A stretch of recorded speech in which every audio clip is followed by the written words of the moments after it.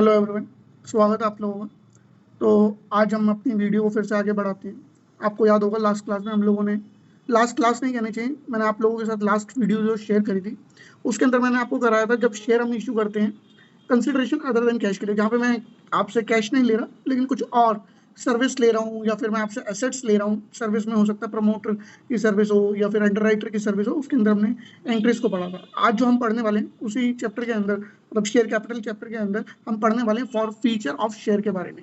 जब हम किसी सामने वाले बंदे के शेयर्स को फॉरफीट कर देते हैं, दूसरे शब्दों में बोले तो कैंसिल कर देते हैं, तो क्या कहता है forfeiture of shares mean, forfeiture हम किसे कहते हैं, cancelling the shares allotted to shareholder. तो जो मैंने शेयर होल्डर को शेयर्स दे रखे हैं उसको आज कुछ नहीं, मैं सिर्फ कैंसिल करने जा रहा हूँ।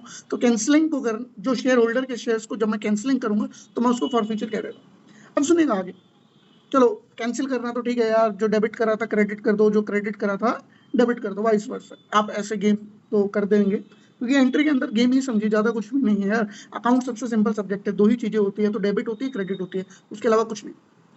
लेकिन मुद्दा यह आता है यार, क्वेश्चन के अंदर कई बच्चे कंफ्यूज भी होते हैं कि कॉल्स इन एरियर का क्या करें, कि कॉल्स इन एरियर डालना है कि नहीं डालना। अच्छा डालना है तो कब डालना है, अब सुनेगा। आपके पास दो मेथड होते हैं शेयर को फॉरफीट करने के लिए। आप चाहो तो कॉल्स इन एरियर के साथ एंट्री पास कर सकते हो या without calls in arrear entry पास कर सकते हो, ये आपकी चॉइस है। हाँ, लेकिन अगर क्वेश्चन डिमांड करता है कि क्वेश्चन कहता है कि भाई साहब को कॉल्स इन एरियर को मेंटेन करो, तब आपके पास चॉइस नहीं है, तो आपको कॉल्स इन एरियर के ऊपर एंट्री करनी होगी।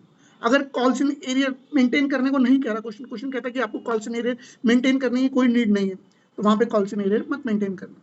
अब सुनिएगा, एक मूवी आई थी, बहुत ही अच्छी मूवी थी, मुन्ना भाई एमबीबीएस। उसमें संजय दत्त और एक वो होता है अरशद वारसी, हाँ जी अरशद वारसी। अरशद वारसी कह लीजिए उसका एम्प्लॉय टाइप होता है, वैसे तो फ्रेंड होता है लेकिन एम्प्लॉय टाइप आप कह सकते हो। वो जैसे अब गुंडागिरी की लैंग्वेज होती है तो उसके अंदर वो वैसे कहता है कि भाई ने बोला करने का मतलब करने का, तो क्वेश्चन ने जो बोला वो करने का मतलब करने का। हाँ, अगर क्वेश्चन कुछ नहीं बोल रहा तो आप अपनी मर्जी से कुछ भी कर लीजिए, वॉट एवर द केस में। तो सीधी सीधी बात ये है, क्वेश्चन ने बोला तो करने का मतलब करने का। अब देखिए क्वेश्चन कौन सा आने वाला है कि कहता है कि नहीं कहता, वो एक अलग चीज है एग्जाम के अंदर, लेकिन हमारा फर्ज ये बनता है कि हमें वो दोनों मेथड आने चाहिए। आइएगा स्टार्ट करते हैं। कॉल्स इन एरियर मेंटेन करना है कि नहीं करना, ये उसके ऊपर है। कॉल्स इन एरियर जब आप मेंटेन करते हो और जब आप नहीं मेंटेन करते हो, कॉल्स इन एरियर को नहीं मेंटेन कर रहे, तो उसके अंदर फिर से दो केसेस हो सकते हैं, एट पार या एट प्रीमियम। हाँ, एट डिस्काउंट नहीं हो सकता, एक्सेप्शनल केस होता है जब आप एट द टाइम ऑफ री इशू उसको डिस्काउंट पे इशू कर देते हो। लेकिन सुनिएगा एक मजे की बात बता दूं, लोग कहते हैं, मैंने भी कहा कि एट द टाइम ऑफ री इशू हम डिस्काउंट दे सकते हैं, लेकिन मैक्सिमम डिस्काउंट उतना ही होगा जितना आज तक मुझे पैसा रिसीव हुआ है जब मैंने पहली बार उस शेयर को री नहीं सिर्फ इशू करा था। जब मैंने फर्स्ट टाइम उस शेयर को इशू करा था तो मेरा मैक्सिमम डिस्काउंट उससे उतना ही होगा, उससे ऊपर 1 रुपया नहीं दूंगा। अब आइएगा, पहले ये अगर आप अपने रजिस्टर के अंदर बना ले तो बहुत बढ़िया, नहीं बनाए तो कोई बात नहीं, पीडीएफ की सॉफ्ट कॉपी टेलीग्राम के पेज के ऊपर ऑलरेडी है और वो लिंक के अंदर आपको मिल जाएगा। देखिएगा, एट पार और एट प्रीमियम की जब ये बात करता है, कॉल्स इन एरियर मेंटेन और कॉल्स इन एरियर जब मेंटेन होगा तो उसके अंदर दो केसेस हो जाएंगे, एट पार एट या फिर एट प्रीमियम। आपको याद होगा आपने अभी तक फॉर फीचर से पहले जब जब इक्विटी शेयर कैपिटल लिखा है आपने क्रेडिट में लिखा है, तो उसी तरीके से आप उसको कैंसिल करने जा रहे हो। जब भी आप उसको कैंसिल करने जाओगे तो याद करने का, हाँ जी, कैंसिल करते हुए याद करने का कि भाई साहब जो चीज मैंने क्रेडिट करी थी मुझे डेबिट करना होगा। तो हम कहते हैं equity share capital account debit किससे, कॉल्ड अप अमाउंट से। अब ये कॉल्ड अप अमाउंट क्या होता है, जितना अमाउंट आज तक मैंने बुलाया, फिर से सुनिएगा, जितना अमाउंट मैंने आज तक बुलाया उसको मैं कॉल्ड अप अमाउंट कहता हूं। ठीक है जी।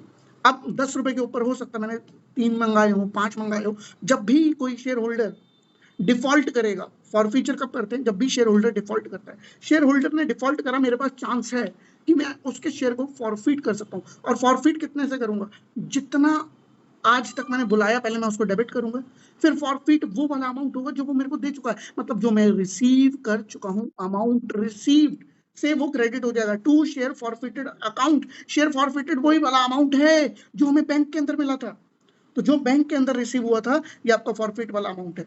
और जो आज तक नहीं मिला, नालायक, उसने मुझे आज तक पैसा नहीं दिया, अमाउंट नॉट पेड, वो जाएगा कॉल्स इन एरियर के अंदर। अब देखिए मैंने कॉल्स इन एरियर को भी यहाँ पे हाईलाइट करा आप लोगों के लिए, रीजन बिंग यार, अगली जब मैं बात करूंगा calls in arrear not maintained, वहां पे देखना मैं कॉल्स इन एरियर नहीं लिखूंगा, बाकी सारी चीजें सेम रहेंगी। अब एक प्रीमियम के ऊपर आ जाइए। प्रीमियम होता है आपका सिक्योरिटी प्रीमियम। आपको पता होगा यार कुछ क्वेश्चंस के अंदर सिक्योरिटी प्रीमियम भी आ जाता है। तो तब क्या होगा जब फॉर फीचर के अंदर भी सिक्योरिटी प्रीमियम आ जाएगा। देखिए सिक्योरिटी प्रीमियम आने की एक शर्त होगी, बाकी सारी एंट्री आपकी ऊपर से मिलती है, आप मैच करके दे सकते हैं। Equity share capital account debit, equity share capital account debit कितने से, कॉल्ड अप वैल्यू से जितना अमाउंट मैंने बुलाया। To share forfeited, to share forfeited कितने अमाउंट से, अमाउंट रिसीव्ड जितना मेरे को अमाउंट रिसीव्ड हुआ है ये वही लिखा हुआ है। Calls in arrear, to calls in arrear के अंदर कितना अमाउंट आएगा, अमाउंट नॉट पेड। तो इसके अंदर कुछ भी अलग तो नहीं, सिर्फ अलग क्या है, सिक्योरिटी प्रीमियम। अब यहाँ पे जो सिक्योरिटी प्रीमियम है, देखिए ये कब आएगा, इसके आने के चांसेस एक ही है, जब मैंने बुलाया हो और मेरे को ना मिला हो। मिल गया तो एट पार वाले जैसे केस की एंट्री हो जाएगी, फिर नहीं आएगा, बोलिए स्वाहा। और अगर नहीं मिला तो भैया तभी आपका सिक्योरिटी प्रीमियम अकाउंट डेबिट होगा। याद करिए सिक्योरिटी प्रीमियम इससे प्रीवियस इंटरेस्ट के अंदर आप क्रेडिट करते आ रहे हैं, same like equity share capital account. याद करिए जब आप अलॉटमेंट मनी को ड्यू करते थे, आप कैसे कहते थे ड्यू करते हुए, आप कहते थे equity share allotment account debit to equity share capital to security premium. तो वहां पे शेयर कैपिटल भी क्रेडिट हुआ था और सिक्योरिटी प्रीमियम भी क्रेडिट हुआ था। आप दोनों को डेबिट करने का बशर्ते एक कंडीशन है कि भाई साहब सिक्योरिटी प्रीमियम ना मिला। अगर मुझे सिक्योरिटी प्रीमियम मिल गया फिर कोई चांस नहीं है, फिर नहीं आएगा ये यहाँ। ठीक है जी, चले आगे बढ़े इसी बात पे, चलेगा सर। अब देखो calls in arrear not maintained, मतलब मैं कॉल्स इन एरियर मेंटेन नहीं कर रहा, मैं उस तरीके से एंट्री कर रहा हूँ। तो मैंने आप लोगों के लिए वो भी समझाया है, आप लोगों के लिए देखिएगा आप कुछ नहीं होगा। यहाँ पे ये जो आप देख पा रहे होंगे, ये जो मैंने कॉल्स इन एरियर लिखा था, मैं फिर से एक बार इसको हाईलाइट कर देता हूँ। हाईलाइट कहाँ है, तो पेन चल गया नालायक। हाँ जी आइएगा, हाईलाइट कर दे रहा हूँ डिफरेंट कलर से।